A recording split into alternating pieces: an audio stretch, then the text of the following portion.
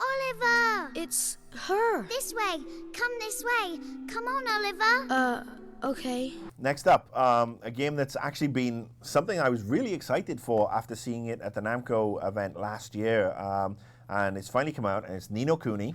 And don't be shocked, it's a Japanese RPG or Japanese style RPG that I'm really quite digging. I mean, I'm only in the very first 5 or 6 hours. I was shocked too. We had that little exchange. Yeah, I mean, and you know what? I'm totally digging it. And honestly, the reason I started to dig it was when I was sitting down at the Namco event and they put Mr. Drippy up, and I was like, hang on, did that character just have a Welsh accent? And I hear it again, as yes, not only does he have a Welsh accent, he has a bunch of Welsh colloquialisms and slang terms like tidy and mun and stuff like that, which to me is really cool, so you never hear that in video games. And then obviously I learned all the story behind it, where the team said that they had the original Ni no Kuni, which was full of localized dialects in Japanese, and they wanted to translate that to, I think so. Yeah. And they wanted to translate that into equivalents, and they picked the UK. Yeah, I think that's something, I noticed like people on Mike's reviewers, asking, like, can you put on Japanese with subtitles? And I'm like, man, look, give it a chance, because they took a long time to get that translation right. They did a bang-up job, and yes, you can put the Japanese soundtrack on, but in fact, the only issue I have with any of the characters is the lead is Oliver, who is an annoying little toe rag, and I'd love to just mute his voice and listen to everybody else. But Mike, you've reviewed it. I saw you playing it last week. You've been putting in a lot of hours and helping people over Twitter as well with regards to some of their issues. Now, we're not going to talk about your review, but you've got some thoughts about the game and how it could serve as a lesson for a couple of other, JRPG developers, major publisher, Square Enix. So let's have it. I mean, yeah, Square Enix, I think I bash on them a little too much, but it's not completely unwarranted. Let's just face facts that Square Enix has used the cop-out or the mea culpa that Final Fantasy Versus 13 and Final Fantasy 13 itself took so long in development because they weren't used to HD development. All these resources would have had to thrown at the game to make like when 13 came out, everyone's like, well, where are the towns? And they're like, oh, well, HD towns were too difficult to make.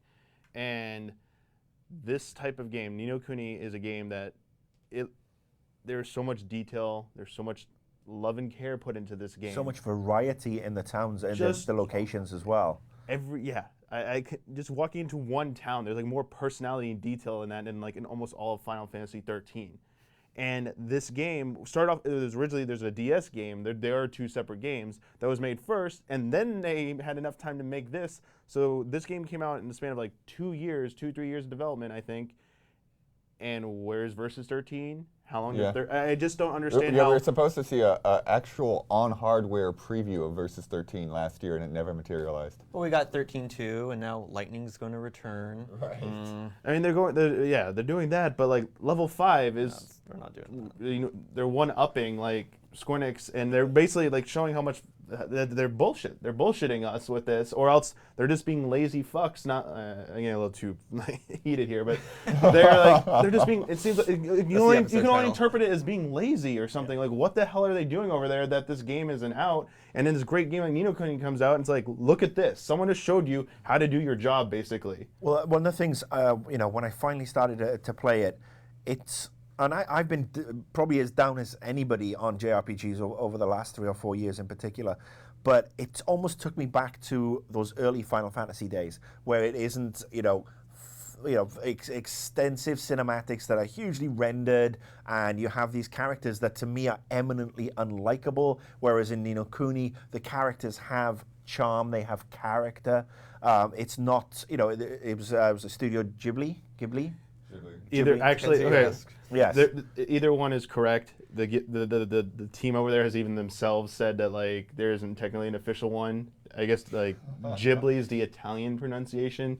Ghibli is how they use it. So kill that argument. It doesn't matter. I think the guys at Giblets did a bang up job. I mean, and this might be the thing that you and I discussed this before the show.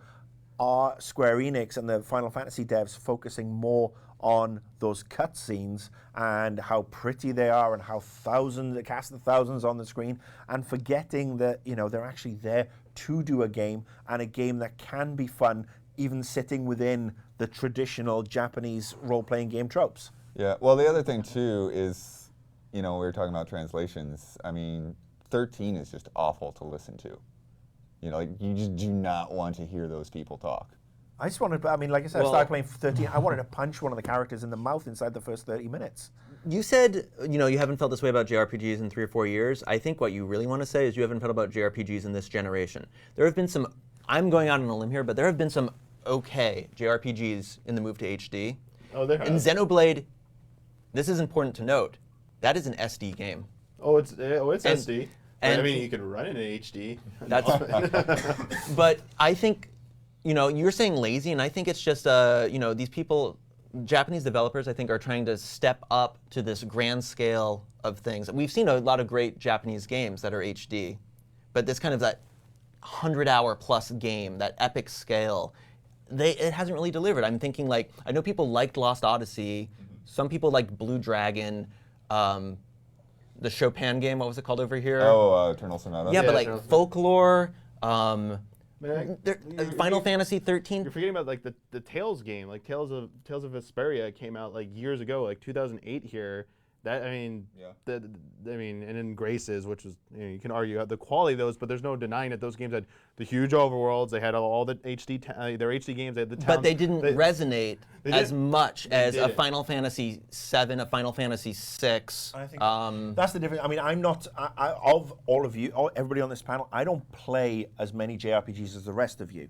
And the reason I'm saying that it felt like playing Final Fantasy 7 or 8, it did. It just took me back to that level of enjoyment where I felt that I was learning to master the world, master the spells, master the controls, and not being forced to sit and watch a 10-minute CGI scene that says, "Look how look how big our cocks are. Look how much money we've spent on this." What they've done is they've made it accessible and put the fun back into it. And like I said, I haven't really had a chance to play these other games because my interests lie elsewhere. But this has shown me how much fun and how fantastic these can be done when the care and attention for localization, excuse me, and other things are just put out there. Totally agree. I mean, I'm going out on a limb here, but again, I know some people love the Tales games, some people love the Tri-Ace games a lot. But I think Ni no Kuni may be the JRPG of this generation.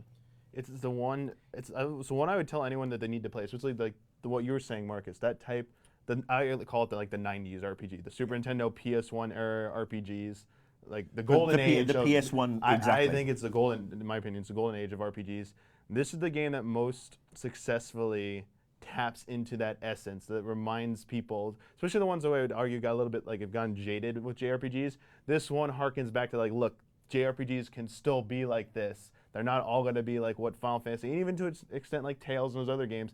They've kind of got formulaic. They've kind of got predictable. They've kind of haven't done anything too special. They're still pretty good games, but Ni no Kuni is the first one that come out in a long time that just has so much personality. It's so unique. It's doing so many of those things that you were in wonder and awe when you played those games back in the 90s, going off and exploring and finding some secret thing, and there's a whole new mechanic open up by doing that, that type of stuff. This is the game that finally did it, and I hope it's not too long that we have to wait to see another type of game like this. Well, one thing I'd like to throw out, this is only out on the PS3 right now. I think this game would work very well on the Wii U, especially with yeah. I think it could transfer over beautifully. I think the use of the pad with regards to the spell books, and even just they could have this as an additional option where most of the spells are these symbols that you could even trace on the pad if they wanted to add that in. I think I actually put that bug in their ear 6 or 8 months ago, or some time ago when I interviewed them. I was like, hey, how about the Wii U? It definitely does. It would be perfect on the Wii U, and I would probably go and buy it buy it again to play it on the Wii U because I think I would have such a cool and different experience. So I gotta say mad props to them for Namco Bandai for getting it out, doing the localization, and giving everybody the Japanese stuff that the hardcore really wanted, and making it fun to play a JRPG again. And I'm not going to go and play Tales of Vesperia and all these other games, but to have a game now that I know I can go in and enjoy and just relive that sort of like nostalgia feeling, perfect for me. And just to really sum up, you mentioned Namco Bandai, but I think we also have to give props again to Level 5. Oh, definitely. Oh yeah, I mean, Namco, Came this out is of- the publishing deal. It's all. This is all Level 5. But like Dragon Quest But I mean, Namco 8, Bandai Yes. brought it so to. one of the last really They're- good PS2 RPG. You can tell their experience with the more recent Dragon Quest games. They really get took it. the best parts of those. They really and get then it. took some of the best ideas from some of their other games and rolled it into this, and then having that Studio Ghibli touch to it. That was just like what.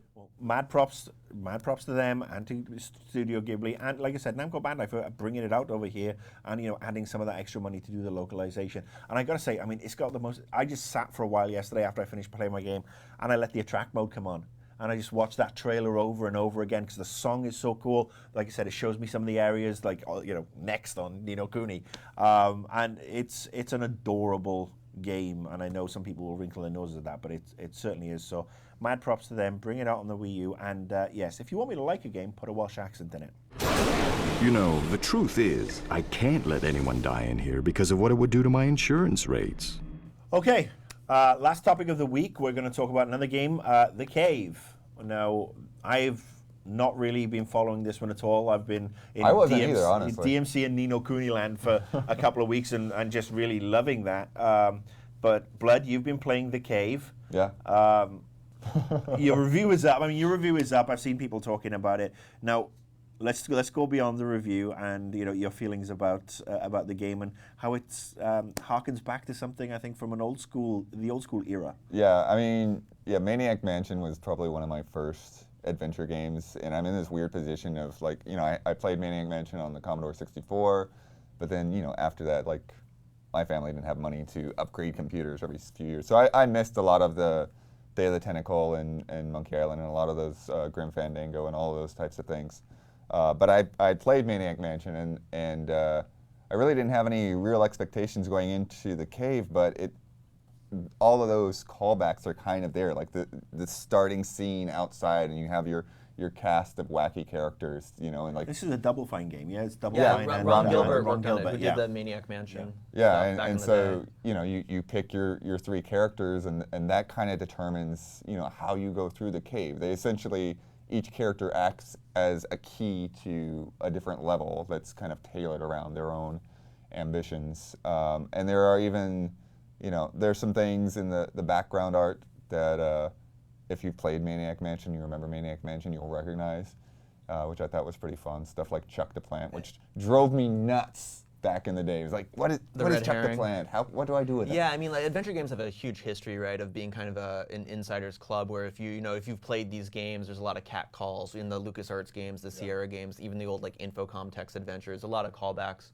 So there's a kind of an extra reward for like sticking with them.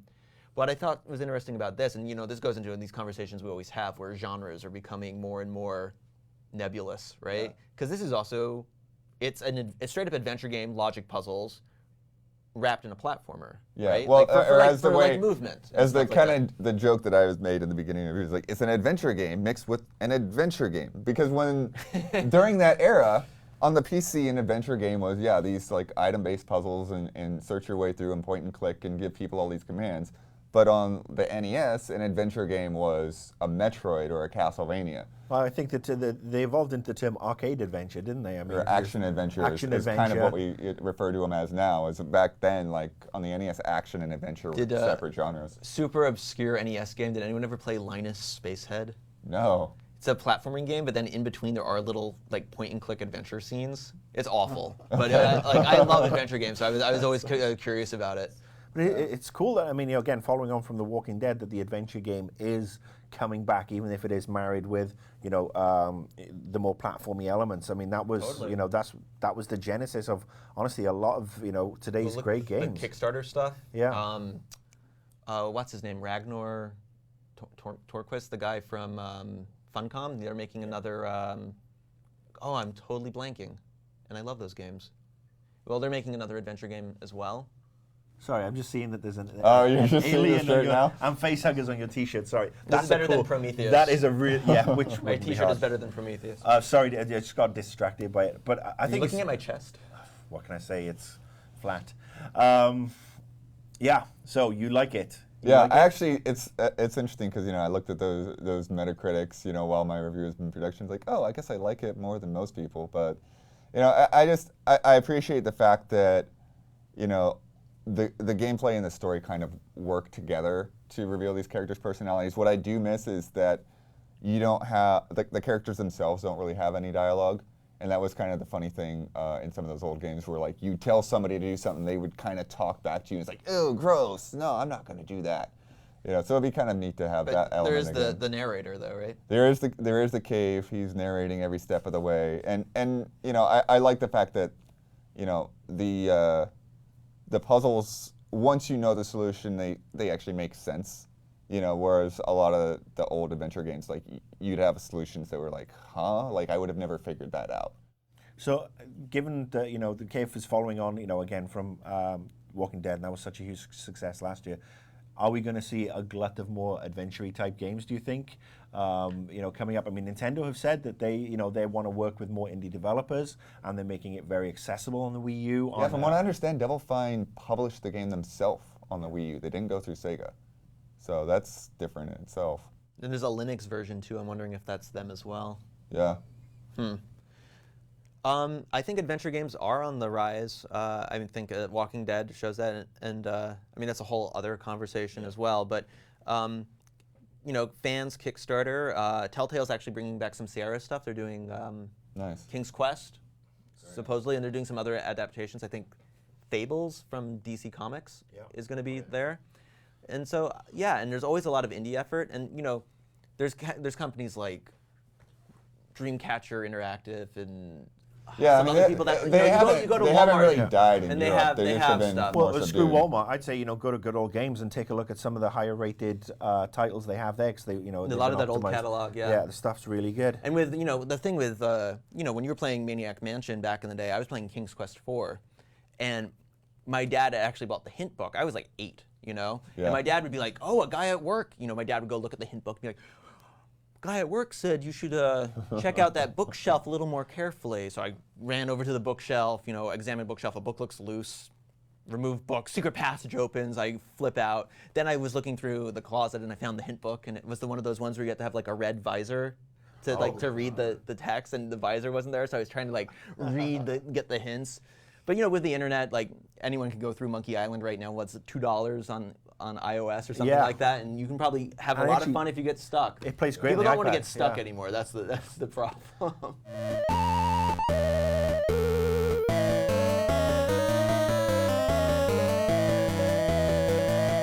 Okay, that's our show for this week. What I'm about to say is going to be said for the last time, and then we are retiring this phrase from the show. This one's for you, Shane. Invisible Walls is up and out.